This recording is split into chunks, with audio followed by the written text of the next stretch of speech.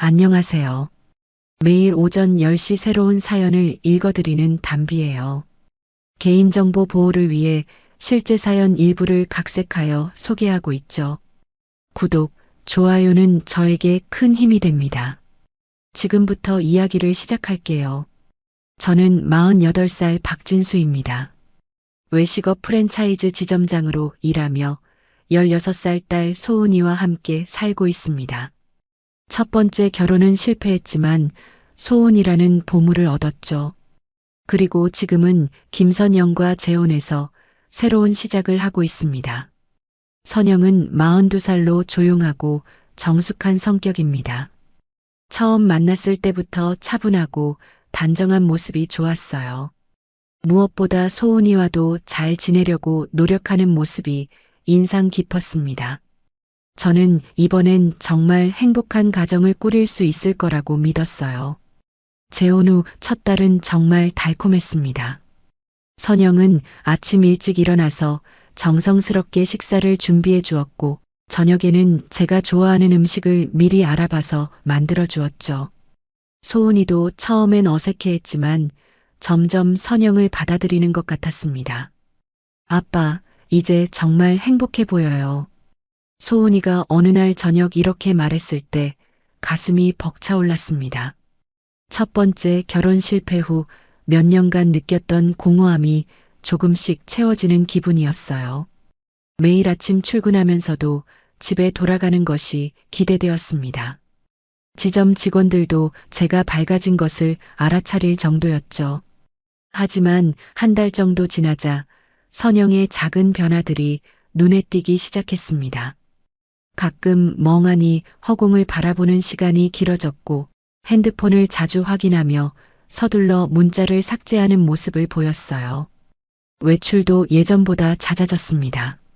처음에는 새로운 환경에 적응하느라 힘들 수도 있다고 생각했습니다.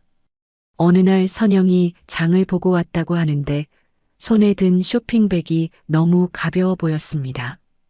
그리고 평소 같으면 냉장고에 무엇을 샀는지 자랑스럽게 보여주곤 했는데, 그날은 그냥 쇼핑백을 구석에 두고 서둘러 방으로 들어가 버렸어요. 하지만 저는 의심하고 싶지 않았습니다. 새로운 결혼 생활에 적응하느라 힘들 수도 있다고 생각했죠. 그때만 해도 선영을 완전히 믿고 있었습니다. 소은이는 그런 선영의 변화를 저보다 더 빨리 감지했던 것 같습니다. 가끔 선영을 바라보는 눈빛이 예전과 달랐어요. 하지만 저를 위해서 참고 있는 것 같았습니다. 딸이 제 행복을 위해 무언가를 참아주고 있다는 생각이 들자 마음이 아팠어요. 저는 이 모든 것이 그냥 일시적인 적응 과정이라고 스스로를 달래며 하루하루를 보냈습니다. 그렇게 한 달 정도 더 지나면서 선영의 이상한 행동들이 점점 더 눈에 띄기 시작했습니다. 특히 핸드폰을 다루는 모습이 예전과 완전히 달라져 있었죠. 평소에는 핸드폰을 아무 곳에나 두고 다녔는데 이제는 항상 몸에 지니고 다니면서 화면을 자주 확인했어요. 그리고 문자가 오면 서둘러 읽고는 곧바로 삭제하는 모습을 여러 번 목격했습니다. 저는 지점 운영 때문에 바쁜 나날을 보내고 있었지만 집에 돌아와서는 선영의 작은 변화들을 놓치지 않으려고 노력했어요. 그런데 하루하루가 지날수록 뭔가 이상한 분위기가 계속 감돌았습니다. 선영이 저와 대화할 때도 어딘가 다른 곳에 정신이 팔려 있는 것 같았거든요. 마치 제가 아닌 다른 사람을 생각하고 있는 듯한 표정을 자주 지었어요. 어느 날 저녁 선영이 샤워를 하러 들어간 사이 거실 소파에 핸드폰을 깜빡하고 두고 간 적이 있었습니다. 평소 같으면 그냥 지나쳤을 텐데 그때 문자 알림이 울렸어요. 화면에 떠오른 메시지의 일부분이 제 눈에 들어왔죠. 심장이 쿵하고 내려앉는 기분이었습니다. 발신자 이름은 기훈이라고 되어 있었고 메시지 내용은 분명히 이상했어요. 미안해, 오늘도 당신 꿈을 꿨어. 나 아직도 사랑하나 봐. 이 문장을 읽는 순간 제 머릿속이 하얗게 변했습니다. 마치 벼락을 맞은 것처럼 온몸이 굳어버렸죠. 선영이 샤워를 마치고 나올 때까지 저는 그 자리에 그대로 서 있었어요. 평소 같으면 텔레비전을 보거나 소은이와 이야기를 나누고 있었을 텐데 그날은 아무것도 할 수 없었습니다. 머릿속에서는 온갖 생각들이 복잡하게 얽혀 있었거든요. 선영이 화장실에서 나오자마자 핸드폰을 찾더니 화면을 확인하고는 잠시 당황하는 기색을 보였어요. 하지만 곧 평소와 같은 표정으로 돌아왔습니다. 여보, 뭐 하고 있었어요? 아, 그냥 텔레비전 보고 있었어요. 저는 아무렇지 않은 척 대답했지만 속으로는 온갖 생각이 뒤엉켜 있었습니다. 그날 밤 잠자리에서 선영 옆에 누워 있으면서도 잠이 오지 않았어요. 옆에서 자고 있는 선영을 바라보면서 이런 생각들이 머릿속을 맴돌았죠. 과연 이 사람을 믿어도 되는 걸까요? 첫 번째 결혼해서 이미 한 번 실패를 겪었는데 또다시 같은 상황에 놓인 건 아닐까요? 그 기훈이라는 사람은 누구일까요? 왜 선영에게 그런 메시지를 보내는 걸까요? 다음 날부터 저는 선영의 행동을 조금 더 주의 깊게 관찰하기 시작했습니다. 물론 의심하고 싶지 않았지만 그 문자 메시지가 계속 마음에 걸렸거든요. 그리고 며칠 후 또 다른 이상한 점을 발견했습니다. 선영이 매주 수요일마다 자원봉사를 한다고 나가는 것이었어요. 하지만 돌아올 때마다 자원봉사를 했다고 하기에는 너무 깔끔한 모습이었죠. 옷에 음식 냄새나 다른 냄새가 전혀 배어 있지 않았고 화장도 처음 나갈 때와 똑같이 말끔했습니다. 선영 씨, 오늘 자원봉사는 어땠어요? 아, 그냥 평소처럼요. 어르신들께 식사 배식하고 그랬어요. 그런데 이상하게도 선영의 손에는 음식 냄새는커녕 비누 냄새조차 나지 않았어요. 진짜 배식을 했다면 적어도 손에 무언가 냄새가 배어 있어야 했는데 말이죠.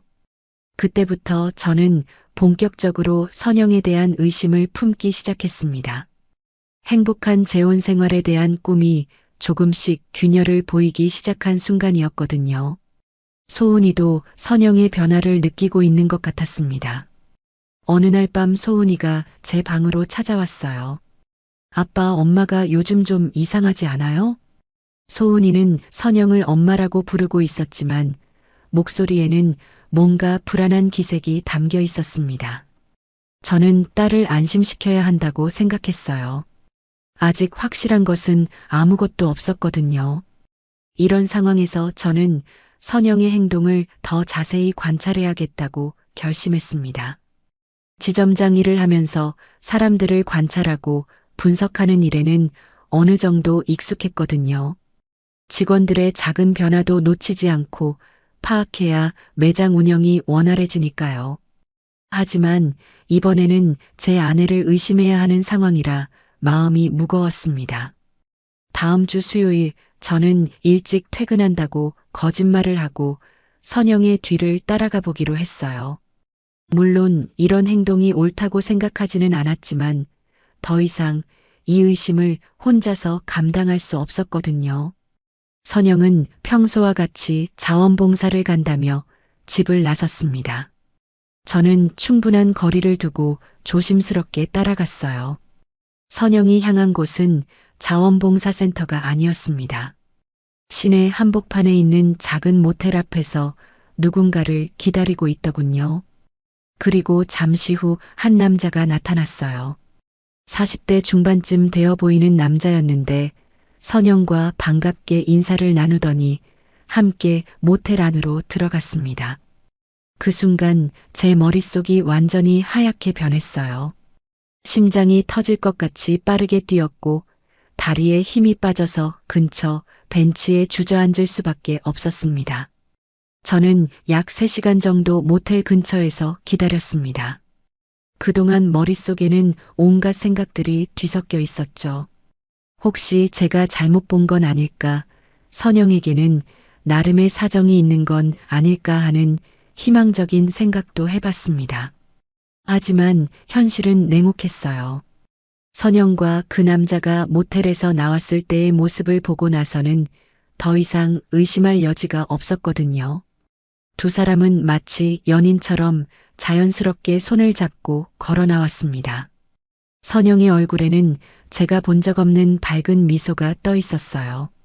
집에서 저와 함께 있을 때는 절대 보여주지 않던 표정이었죠. 그 남자는 선영의 어깨에 손을 올리며 뭔가 다정한 말을 속삭이고 있었습니다. 제가 숨어서 지켜보고 있는 것도 모르고 말이에요. 저는 급하게 핸드폰을 꺼내서 두 사람의 모습을 몰래 촬영했습니다. 증거를 남겨야 한다는 생각이 들었거든요. 동영상과 사진을 여러 장 찍었어요. 그리고 그 남자의 차량 번호까지 메모해 두었습니다. 이미 제 마음속에서는 이 상황을 어떻게 처리해야 할지에 대한 계획이 서서히 만들어지고 있었어요. 집으로 돌아가는 길에 저는 수많은 감정들로 인해 혼란스러웠습니다. 분노, 배신감, 절망감이 한꺼번에 밀려왔어요.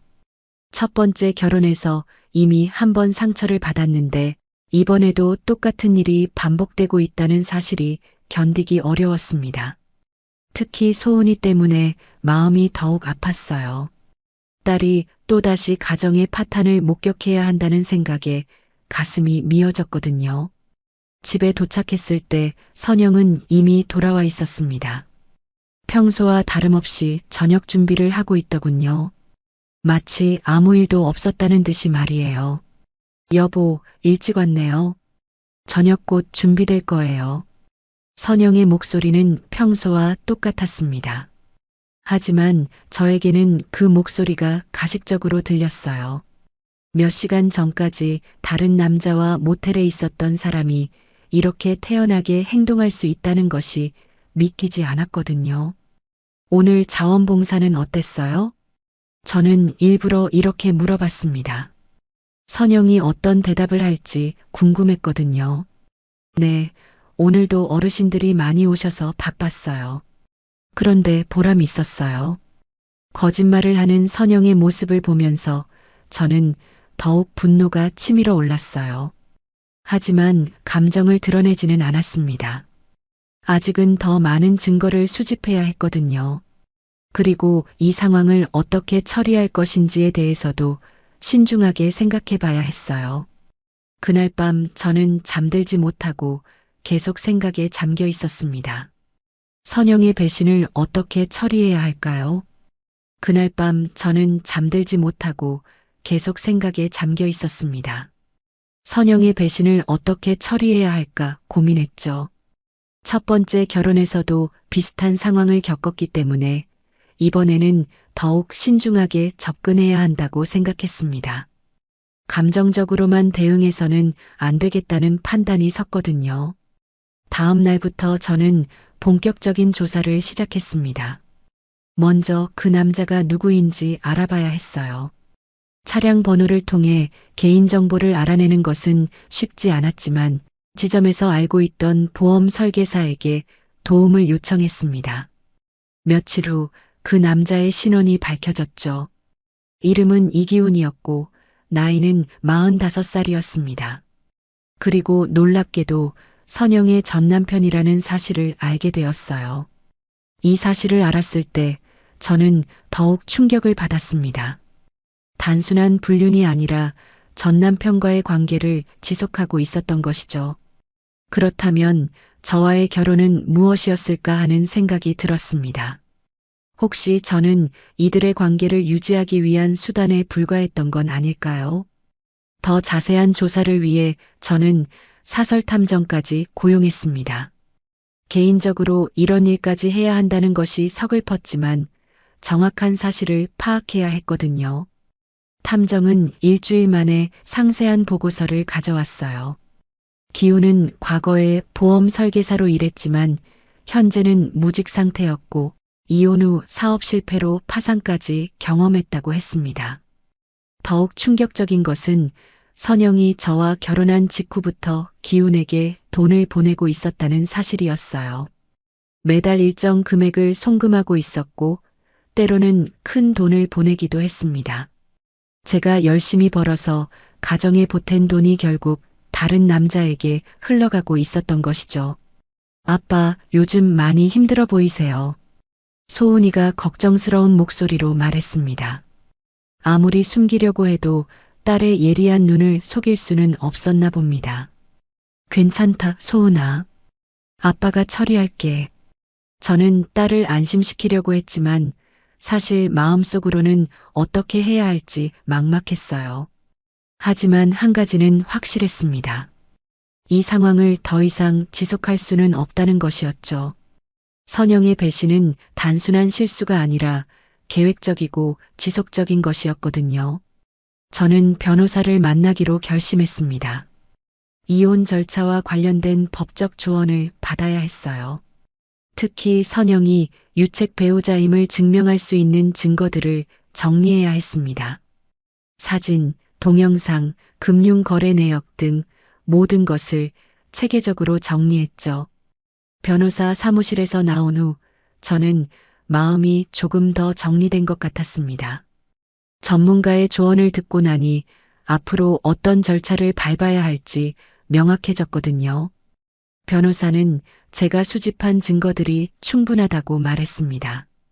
특히 선영이 전 남편에게 돈을 송금한 기록들과 모텔에서 찍은 사진들이 결정적인 증거가 될 것이라고 했죠. 집으로 돌아가는 길에 저는 소은이에게 어떻게 이 상황을 설명해야 할지 고민했습니다. 아직 16살밖에 되지 않은 딸에게 이런 복잡한 어른들의 문제를 이해시키기는 쉽지 않을 것 같았어요. 하지만 소은이는 이미 눈치를 채고 있는 것 같았습니다. 아이들은 어른들이 생각하는 것보다 훨씬 예리하거든요. 그날 저녁 식사 시간은 유독 조용했습니다. 선영은 평소와 다름없이 반찬을 챙겨주고 밥을 떠주었지만 저는 그 모든 행동들이 가식적으로 느껴졌어요. 며칠 전까지만 해도 고마워했던 선영의 정성이 이제는 부담스럽기만 했습니다. 소은이도 눈치를 채고 있는 듯 말없이 밥만 먹고 있었죠. 소은아, 아빠와 잠깐 이야기 좀 할까? 식사를 마친 후 저는 딸을 제 방으로 불렀습니다. 더 이상 혼자서 이 모든 것을 감당할 수는 없다고 생각했거든요.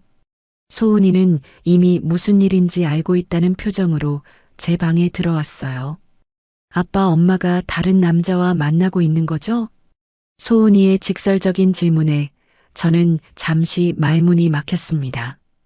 딸이 이미 상황을 파악하고 있었던 것이죠. 저는 더 이상 숨길 필요가 없다고 생각했습니다. 그래, 소은아. 아빠가 확인해 봤는데 선영 씨가 전 남편과 계속 만나고 있었어. 소은이는 놀라지 않았습니다. 오히려 예상했다는 듯한 표정을 지었어요. 그리고 조용히 말했습니다. 아빠, 이번에는 제대로 처리하세요. 저는 아빠 편이에요. 딸의 말을 듣고 저는 가슴이 뭉클해졌습니다. 소은이가 이렇게 성숙하게 상황을 받아들이고 있다는 것이 기특하면서도 안쓰러웠어요. 첫 번째 이혼 때도 소은이는 많이 힘들어했는데 이번에도 또 그런 상황을 겪게 만들었다는 생각에 죄책감이 들었습니다. 다음 날부터 저는 본격적으로 이혼 준비에 들어갔습니다. 변호사와 함께 소장을 준비하고 증거 자료들을 정리했어요. 특히 선영이 기훈에게 송금한 내역들을 시간순으로 정리해서 패턴을 분석했습니다. 결혼 직후부터 지속적으로 돈을 보내왔다는 것이 명확하게 드러났거든요. 선영은 여전히 아무것도 모르는 척하며 일상을 이어가고 있었습니다.